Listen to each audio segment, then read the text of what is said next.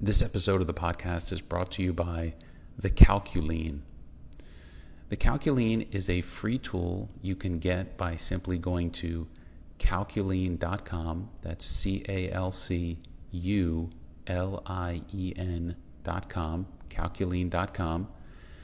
And it's a free tool that allows you to easily calculate the 45 and 90-day deadlines for notice to owners, liens, and bond claims.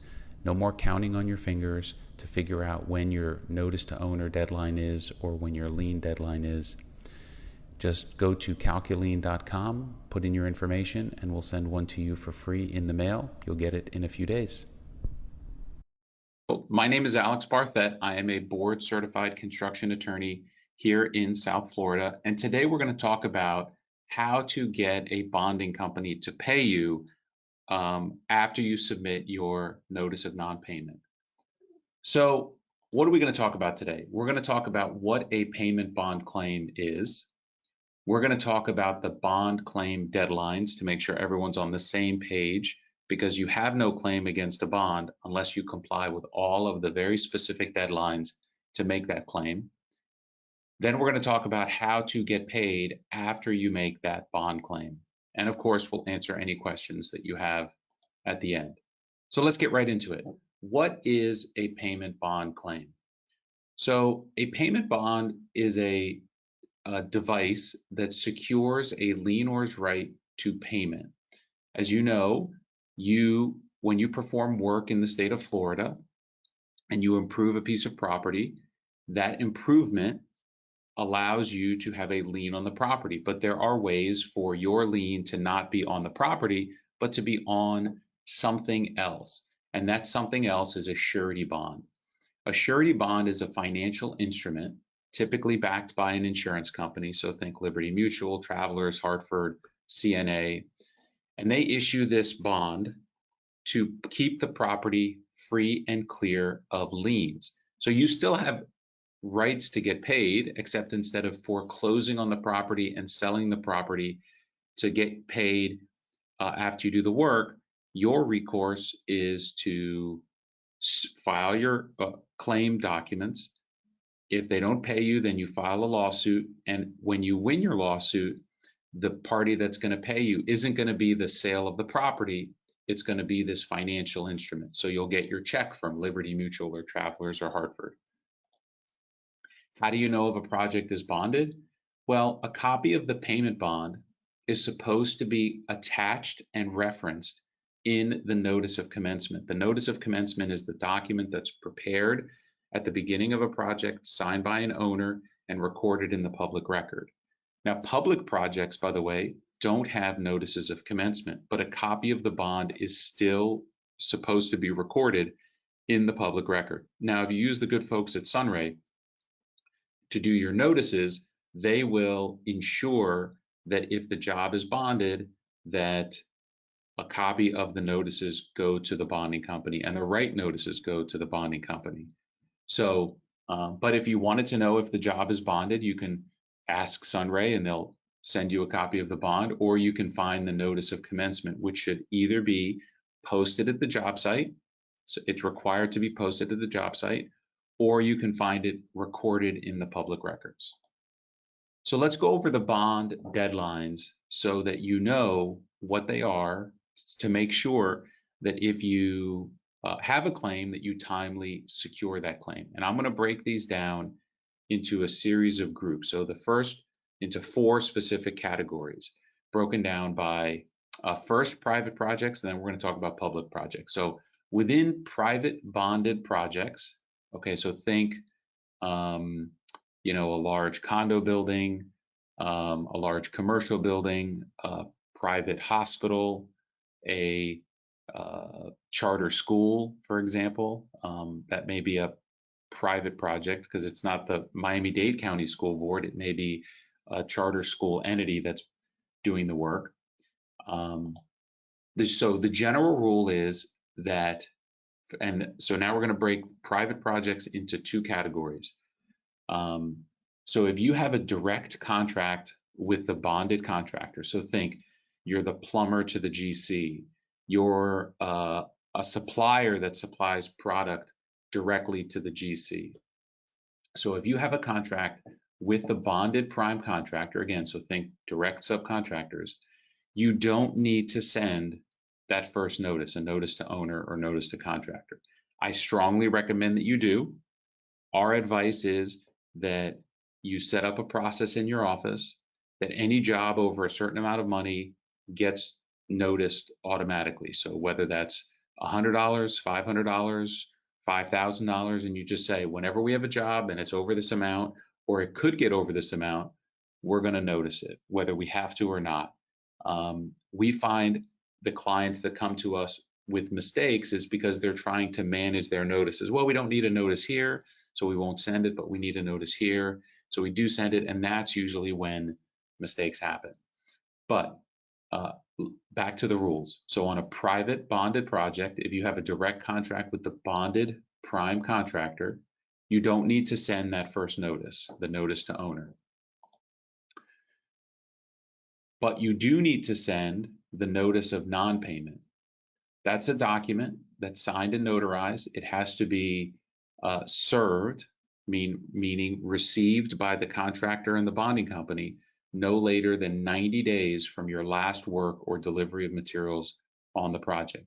By the way, 90 days includes all weekends and holidays in between that time. So if today is the last day I delivered product to the job site, tomorrow is day one. I count every day, weekend and holidays, all the way through 90, and the only time it moves past 90 is if the 90th day happens to fall on a weekend or legal holiday.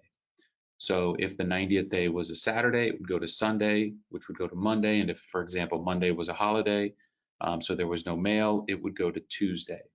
And again, it's not when you serve the notice of non-payment, when you put it in the mail, it's actually when it's received by the other side. So don't wait till the 90th day to start this process. So the last thing you have to do is you have to file a lawsuit to sue the bonding company, a civil court case to sue the bonding company within 1 year from your last work or delivery of materials on the project. That's the absolute last day to bring this lawsuit. So those are the rules if you are a sub or supplier to a GC on a private bonded project. So let's look at the next set of rules. We're staying with private jobs, but now what if you're a subcontractor or a supplier to a subcontractor? So now we've moved down one tier. So we don't have a direct contract with the bonded contractor. We have a contract with the plumber. So maybe I'm a plumbing supply house and I'm selling product to the plumber who's on this private bonded job. So if you do not have a contract with the bonded prime, so again, sub, then you do need to send that notice to owner / notice to contractor no later than 45 days from your first work or delivery of materials on the project. So this is that notice I was telling you about where you should set up a process in your office to notice any job over a certain amount of money. So that's the first notice that needs to go out. By the way, the 45 days is the days has to be received. So you need to start this notice process well before, I would say at the very earliest point. So it can be after you sign a contract, even before you start work. So if I sign a contract today to do work on a project, I can serve my notice to owner today. I can't serve it before I sign a notice of, before I sign my contract, but I can send that notice to owner even before I start work, but after I sign the contract. And it cannot be served any later than 45 days from your first work or delivery of materials. The second step, you need to serve that notice of non-payment. That's that sworn notarized document no later than 90 days from your last work. And you have to file suit on the bond within 1 year from your last work or delivery of materials. Okay, so now we've covered the rules that apply to private bonded projects. Let's take a look at the rules that apply to public projects. But I see I have one more thing to mention here. If you are a subcontractor or a supplier to a subcontractor, do know that there may exist another bond out there that you could make a claim against, and that is the bond of the subcontractor. So let's assume I'm the general contractor on the project and I've issued a bond, and I want to make sure that my sub performs. So again, I'm the GC, I've hired a plumber. I want to make sure that the plumber performs and pays their bill. So I'm going to require that that plumber give me a payment and performance bond. That's called a sub bond. Well, that sub bond could protect you as the subcontractor or the supplier to the subcontractor. Now, that bond doesn't exist in the public records, just like unlike the one that I told you that exists for general contractors that's recorded and attached to the notice of commencement. But this sub bond, if it does exist, could provide protection for you. And the way you get a copy of it is you can ask the sub, who may or may not give it to you. But if you ask the general contractor, they will surely give it to you. They would love for you to make a claim against the sub's bond and hopefully leave them out of it. So if you want to know if a sub is bonded, you can always ask the general contractor to see if the sub has a bond on the job. So back to public bonded projects. So again, I've broken this down into the same two categories. So the first one is if you have a direct contract with the bonded prime contractor on a public job, so you're the subcontractor or supplier to the GC, you don't need to send that first notice to owner. So that rule is similar to the rule that I told you for private projects. Interestingly, you also don't need to send the notice of non-payment. That's that document that has to get signed and notarized and served within 90 days on a private project. But on a public project, if you have a direct contract with the bonded general contractor, you don't need to send either the notice to owner or the notice of non-payment. Now, again, I recommend that you should send both. It just should be habit. Automatically, you're going to send these documents whether you need to or not. But just know that on a public bonded job, if you are a sub or a supplier to the GC, you don't need to send either one of those notices. The only thing you have to do is file a lawsuit within 1 year from your last work or delivery of materials on the project. Okay, so the last category. What if you are a subcontractor or a supplier to a subcontractor on a public bonded project? So if you are one of those folks, now you need to send all of the notices. So you need to send that first notice, the notice to owner, no later than 45 days from your first work or delivery of materials. You also need to serve the notice of non-payment, is that signed and notarized document within 90 days of your last work and delivery of materials. And you need to file that lawsuit within 1 year from your last work or delivery of materials. And as before, you may run into a situation in which the subcontractor issued its own bond, and you may be able to make a claim against that bond. So the way you're going to get a copy is you're going to ask the general contractor for a copy of the subcontractor's bond if one exists.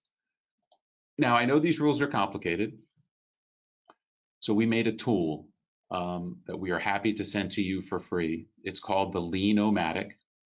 If you go to lien-o-matic.com, you'll see a short video on how to use it. You can fill out a form with your address, your mailing address, and we will gladly mail it to you.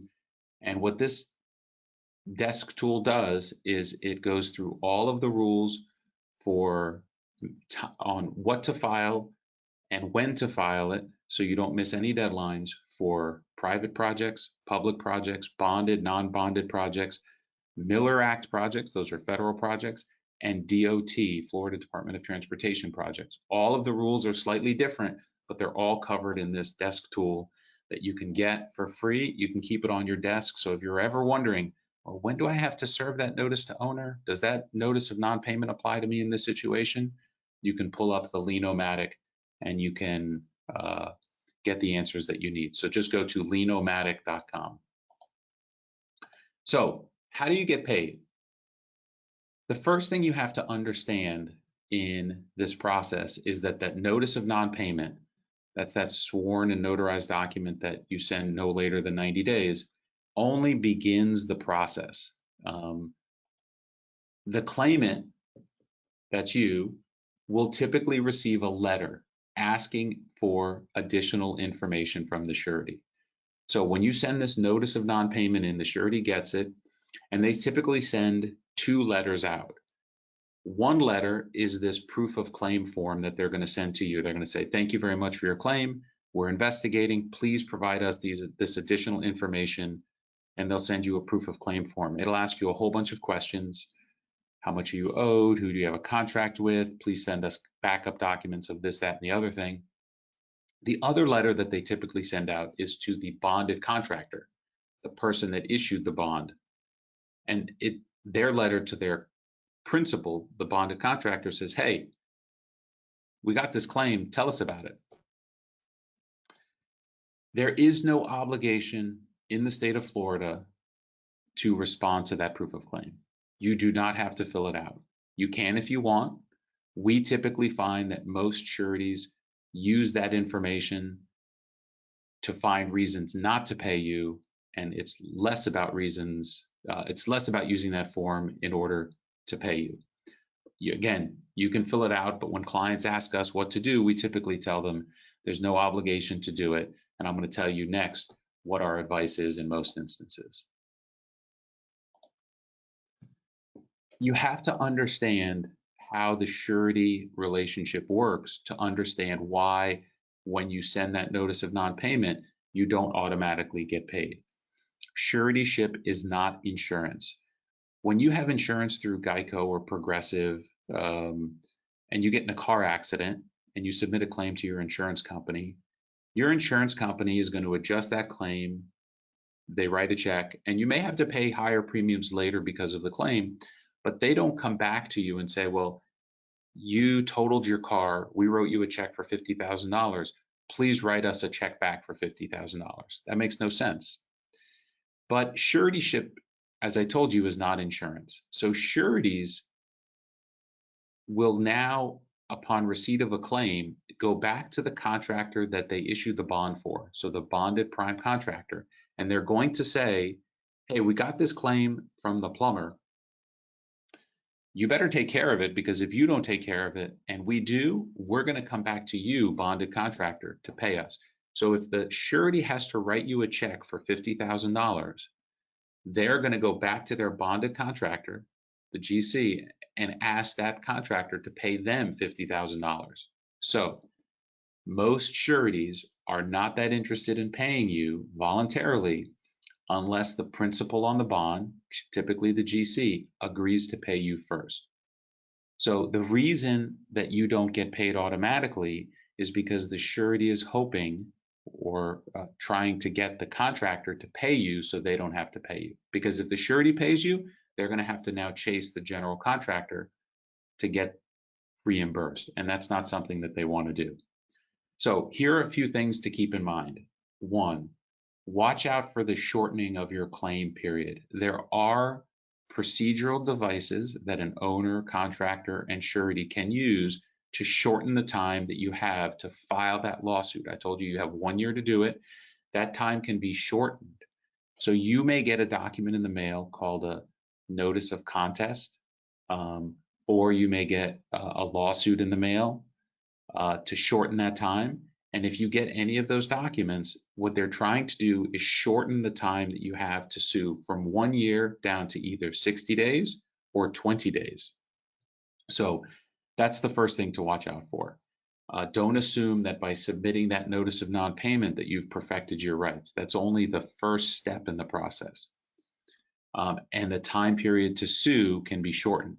And if you don't sue on time, that 1 year, you will forever lose your rights on the bond claim.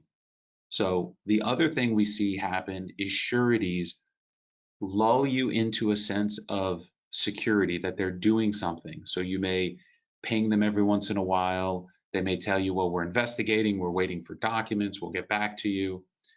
And before you know it, you realize that it's been a year since your last work.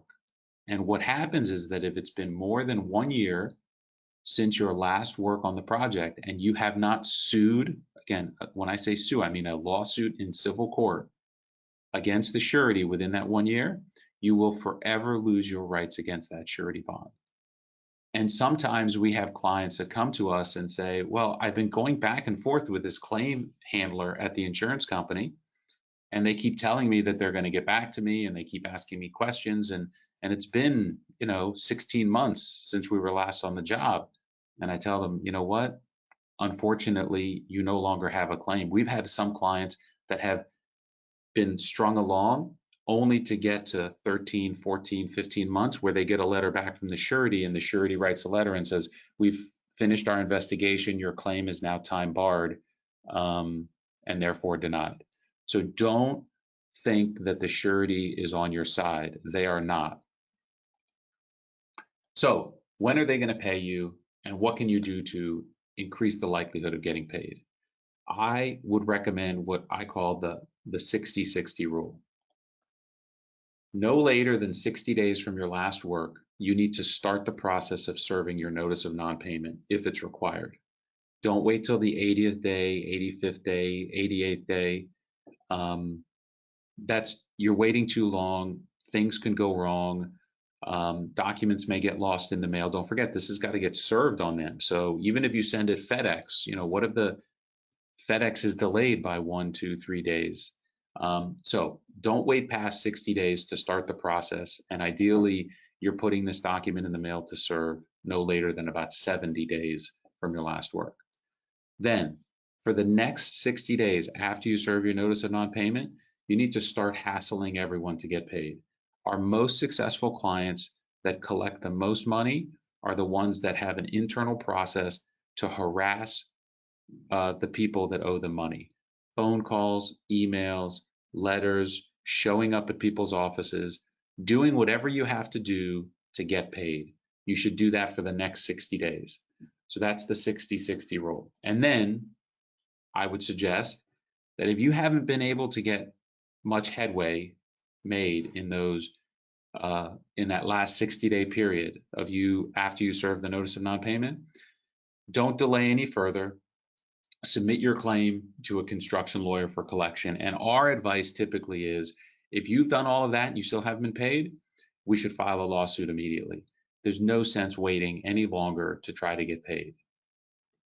Now, you may decide that for business reasons you want to wait.